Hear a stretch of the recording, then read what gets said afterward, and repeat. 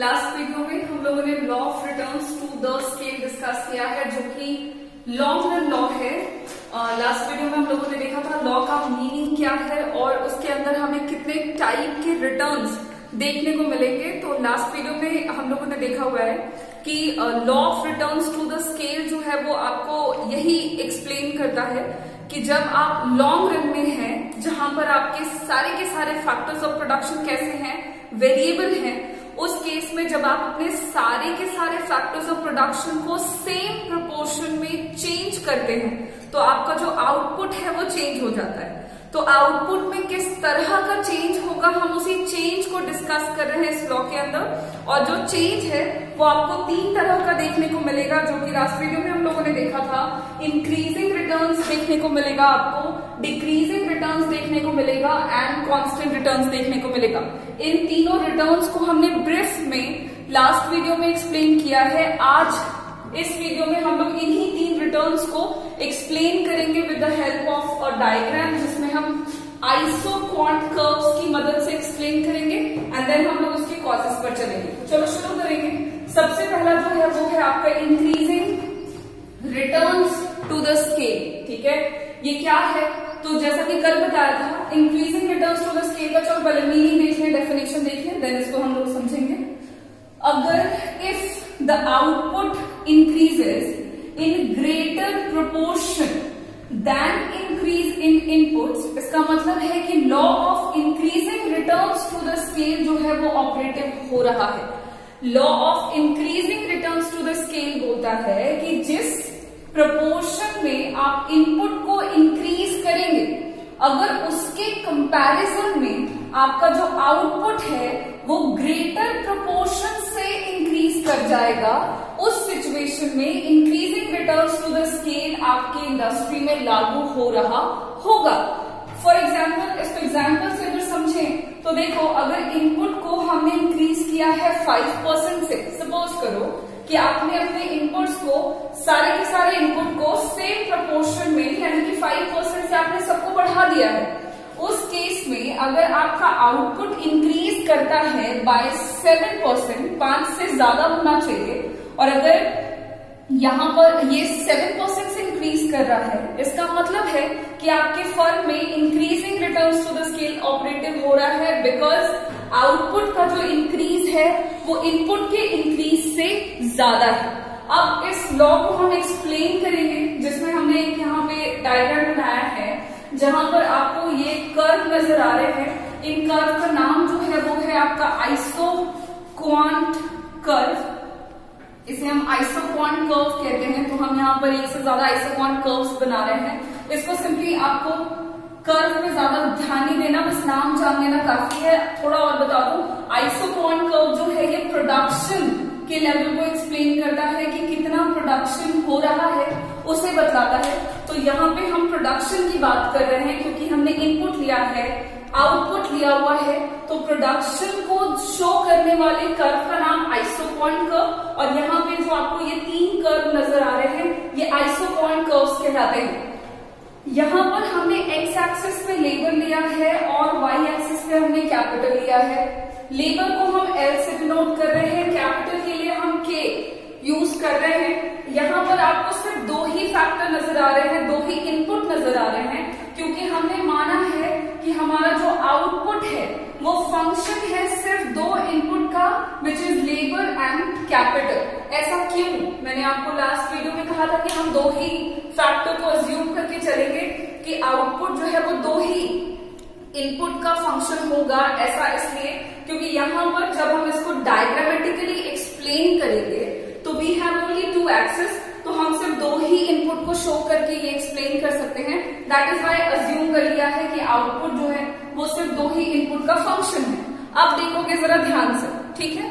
यहाँ पर L labour के लिए है, के कैपिटल के लिए है। जरा देखेंगे कि इंक्रीजिंग रिटर्न्स जो है वो आपका कैसे ऑपरेटिव हो रहा है। ठीक है, एक तरफ हम इनपुट लेंगे और दूसरी तरफ हम आउटपुट लेंगे, इंक्रीज देखेंगे। देखो शुरुआत में क्या हो रहा है कि लेबर की क्वांटिटी है 1L और कैपिटल की क्वांटिटी है 1K।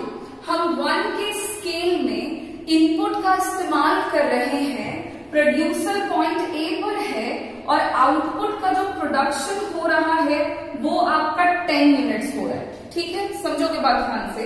शुरुआत में हम 1 के स्केल में इनपुट्स हमने लिया हुआ है, जब 1 के रेशियो में लेबर भी लगा हुआ है, कैपिटल भी लगा हुआ है, लेबर एंड कैपिटल आपके 1 के रेशियो में है, देन आउटपुट का जो प्रोडक्शन हो रहा है वो 10 यूनिट्स हो रहा है। ठीक, अब क्या हुआ, हमने अपने इनपुट्स को इंक्रीज किया है, क्योंकि इस लॉ में हम इनपुट में चेंज करेंगे और उसके रिटर्न में हमको आउटपुट में जो चेंज देखने को मिलेगा हम उसे डिस्कस कर रहे हैं। अब यहाँ पे देखेंगे आप, लेबर को हमने 1L से इंक्रीज करके कर दिया 2L, क्योंकि हम लॉन्ग रन में हैं, मतलब हम सारे फैक्टर्स को चेंज कर सकते हैं। यहाँ पर हमारे पास 2 फैक्टर हैं और उनको हमें जो चेंज करना है वो सेम प्रोपोर्शन में चेंज करना है। तो लेबर को हमने 1L से 2L किया है, तो आपको कैपिटल भी 1K से 2K करना होगा। तो पहले इनपुट 1 के स्केल में था, अब आपका इनपुट जो है वो 2 के स्केल में हो चुका है। प्रोड्यूसर पहले पॉइंट ए पर था जो आइसोपॉइंट कर्व Q1 पर था, अब क्योंकि इनपुट का स्केल बदल चुका है, बढ़ चुका है, तो प्रोडक्शन भी बदलेगा, बढ़ेगा और प्रोड्यूसर दूसरे आइसोपॉइंट कर्व पर पहुंचेगा, दैट इज Q2, जहां पर वो है पॉइंट बी पर। यहां पर देखो क्या हो रहा है, जब हमने इनपुट के स्केल को इंक्रीज किया है तो आपका आउटपुट जो है वो भी इंक्रीज हो रहा है। यहां पर जब हमने 2 के स्केल पर इनपुट को बढ़ाया तो आउटपुट में इंक्रीज देखो 25 यूनिट्स का हुआ। पहले 1 के स्केल में था तो 10 यूनिट्स प्रोड्यूस हो रहा था, अब आपका 2 के स्केल में है तो आउटपुट का प्रोडक्शन 25 यूनिट्स हो रहा है।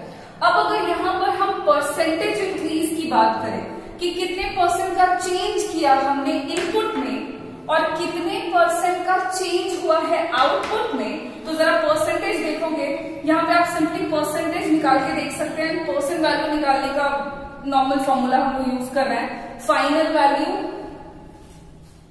यहाँ पे final value that is 2 minus initial value 1 divided by initial value 1 और इसको मल्टीप्लाई करेंगे 100 से, क्योंकि हम परसेंट चेंज देख रहे हैं। तो यहाँ पे 1/1 इंटू 100 आपका कितने परसेंट का चेंज हो गया है। इनपुट में 1L से 2L जब किया तो वो हुआ है आपका 100% का।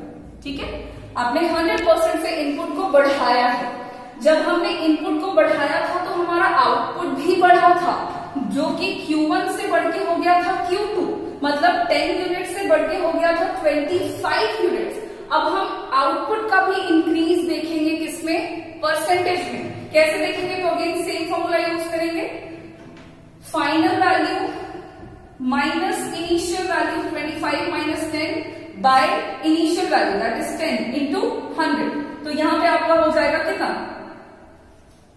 150%। ठीक है, देखोगे जब हमने इनपुट को 100% से बढ़ाया था तो आउटपुट में इंक्रीज हुआ है और आउटपुट 10 से 25 हुआ, मतलब परसेंटेज में निकाल के देखें तो वो 1.5 गुना बढ़ा है, 150% से वो इंक्रीज हुआ है।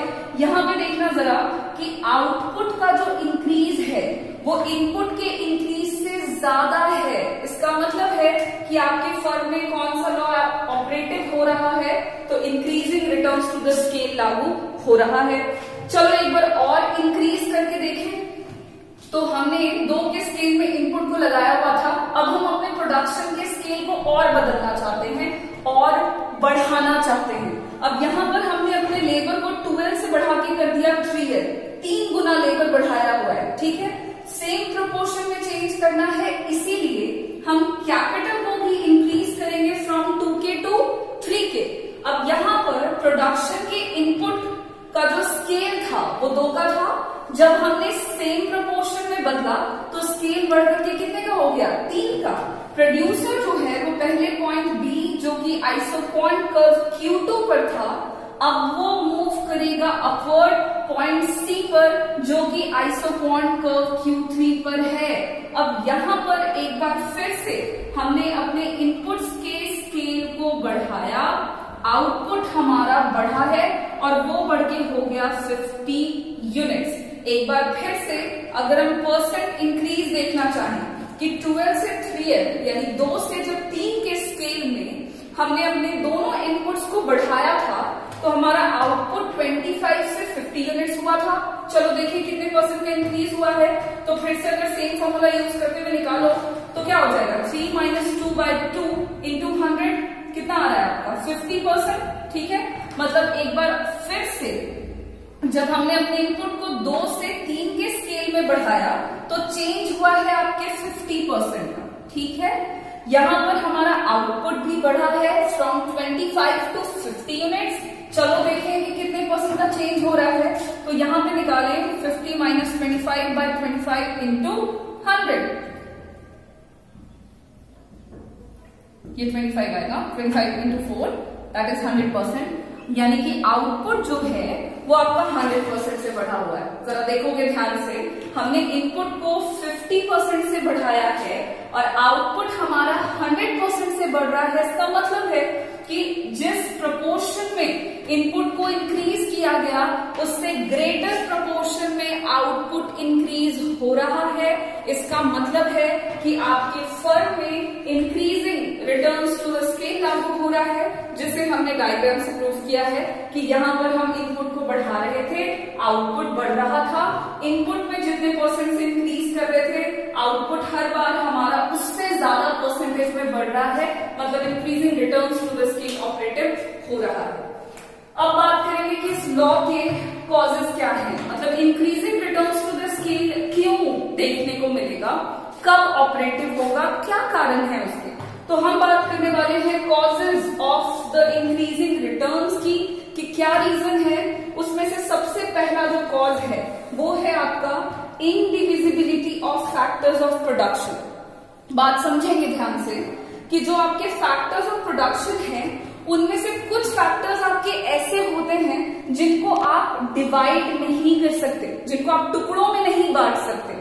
अब ऐसे बहुत सारे फैक्टर्स हैं, बड़ी बड़ी मशीनरीज हैं, आपके लेबरर्स हैं, एफिशिएंट लेबरर्स हैं, आप उनको टुकड़ों में नहीं बांट सकते। कहने का मतलब हुआ कि अगर आपको 2 प्रोडक्ट बनाना है, सपोज करो कि आपको 2 यूनिट्स ऑफ आउटपुट प्रोड्यूस करना है, तो आपको उसके लिए जो बड़ी मशीनरी है उसी का इस्तेमाल करना होगा।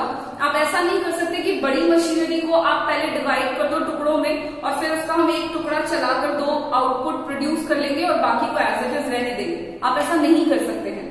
आपको पूरी की पूरी मशीन चलानी होगी, चाहे 2 यूनिट आउटपुट प्रोड्यूस करो या फिर 2000 यूनिट्स आउटपुट प्रोड्यूस करो, जितनी कैपेसिटी है उसकी उतनी। तो उस हिसाब से होता क्या है कि क्योंकि फैक्टर्स ऑफ प्रोडक्शन को टुकड़ों में नहीं बांट सकते, उस वजह से हम जब उसका प्रॉपर इस्तेमाल करने लगते हैं, धीरे धीरे उसका जब फुलर यूटिलाइजेशन करने लगते हैं, तो होता क्या है कि इनपुट को जितने परसेंट से हम इंक्रीज करते हैं उससे ज्यादा परसेंटेज में आपको आउटपुट का रिटर्न देखने को मिलता है। इसको नॉर्मल एग्जाम्पल से अगर आप समझना चाहें तो समझें। जैसे मान लें कि आपने एक पार्टी थ्रो किया हुआ है, उसमें आपने 20 लोगों को इन्वाइट किया, ठीक है। अब केटरिंग का जो खर्चा है, आप जितने भी फूड आइटम्स है वो खुद ही बनवा रहे हैं, तो जो केटरिंग का खर्चा है वो आपको उतना ही लगेगा जितना आप 200 लोगों को अगर पार्टी में बुलाते तो जितना खर्चा होता उतना ही केटरिंग पर, उतना ही खर्चा आपको 20 लोगों के पार्टी पर भी सेम पड़ेगा। ऐसा क्यों? क्योंकि होगा क्या कि जो आप केटरर बुलाओगे उसके पास जो भी सेटअप होगा खाना वगैरह बनाने का, तो वो अपना पूरा सेटअप लेके आएगा। उस केस में वो 20 लोगों का बना रहा हो या 200 लोगों का बना रहा हो, उसको इससे फर्क नहीं पड़ रहा, क्योंकि उसके पास प्रॉपर सेटअप है और वो उसका पूरा इस्तेमाल करेगा, चाहे 20 लोगों के लिए खाना बनवाओ या 200 लोगों के लिए। तो उस केस में क्या है कि फैक्टर ऑफ प्रोडक्शन जो है उसका वो इंडिविजिबल है। 20 लोगों के लिए वो अपने कढ़ाई का आधा टुकड़ा नहीं चूल्हे पर चढ़ाकर आधा खाना बनाएगा, पूरा का पूरा इस्तेमाल करना होगा। उस केस में क्या होता है कि धीरे धीरे जैसे जैसे आप अपने फैक्टर्स ऑफ प्रोडक्शन का इस्तेमाल बढ़ाने लगते हैं, उनका यूटिलाइजेशन करने लगते हैं, उस केस में इनपुट पर जितना इंक्रीज करोगे आउटपुट का इंक्रीज उससे ज्यादा मिलेगा, क्योंकि फैक्टर्स ऑफ प्रोडक्शन का तब क्या हो रहा होता है, फुलर यूटिलाइजेशन होने लगता है।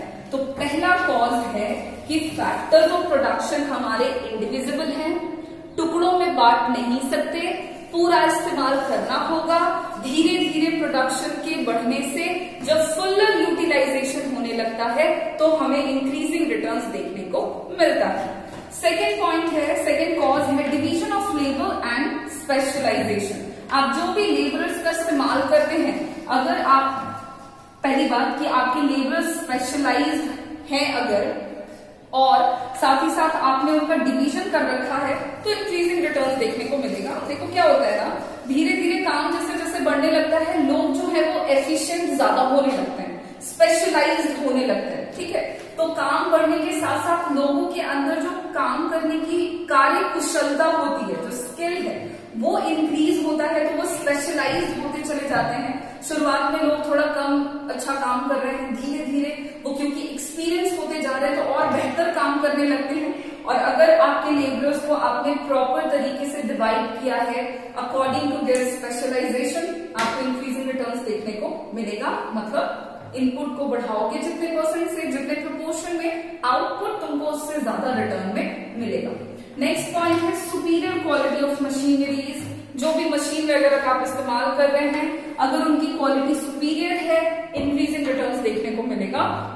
सुपीरियर क्वालिटी बोलने का मतलब हुआ खर्चा कम लेगा वो, और आपको आउटपुट का रिटर्न ज्यादा मिलेगा। उस केस में आपको इंक्रीजिंग रिटर्न्स देखने को मिलेगा कि इनपुट को जितने परसेंट से बढ़ाया, आउटपुट जो है वो उससे ज्यादा परसेंट में बढ़ेगा। एंड द नेक्स्ट और the last point is, not the last but यहाँ के लिए last, economies to scale. Economies to scale भी एक कॉज है। ये क्या होता है कि जैसे जैसे आपकी इंडस्ट्री जो है वो एक, अच्छा पहले तो समझ लो कि इकोनॉमीज टू स्केल का क्या मतलब है।